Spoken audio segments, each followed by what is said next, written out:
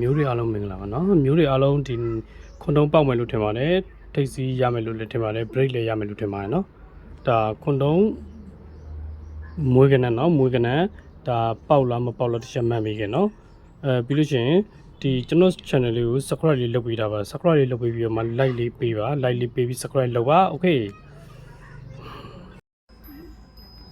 ကဲထိတ်စီးသုံးလုံးထွက်ပြီနော်ထိတ်စီးသုံးလုံးကနှစ်ထိတ်မနေ့ကနှစ်လေးဆိုပြီးထွက်တယ်break က893ည break ကိုဒီနေ့ခွန်တုံးဆိုပြီးထွက်တယ်เนาะအဲ့တော့ဒါမွေးကနန်း10ခွက်တည်းကလည်းခွန်တုံး3ခွန်ပါတယ်เนาะโอเคအဲ့တော့ဒါဆက်လိုက်မယ်ကျွန်တော်ကထိတ်စီးဆိုလဲ2ကြိမ် break ဆိုလဲ2ကြိမ်မွေးကနန်းဆိုလဲ2ကြိမ်လောက်ထပ်မှာပေါ့နော်ယုံကြည်ထားတာလေ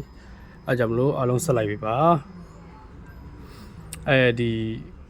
ခွန်တုံး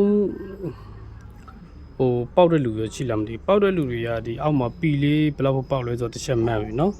ဒါတစ်ချက်မှတစ်ပြားမှပေးစရာမလိုဘူးကျွန်တော်မှတ်ပြီကိုကဘယ်လောက်ပေါက်တယ်ကျမတော့ဘယ်လောက်ပေါက်တယ်ပါညာပေါ့အဲ့တော့ဒီနေ့73ရက်နေ့က73ရက်နေ့ညနေကလေကိုဝမ်းချင်းရှိရယ်လေကိုဝမ်းချင်းရှိတယ်ပြီးရင်6ပတ်တီတစ်လုံးကြိုက်တယ်73ရက်နေ့ညနေကိုလေ6ပတ်တီကြိုက်တယ်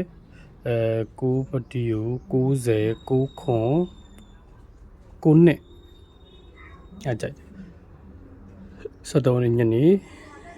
လေကိုဝမ်းချင်း6ပတ်တီ9ပိုင်90 9ခွန်9နှစ်အကြိုက်တယ်နော်အဲ့တော့တစ်ချက်လောက်ကျွန်တော်မှတ်ပြီနော်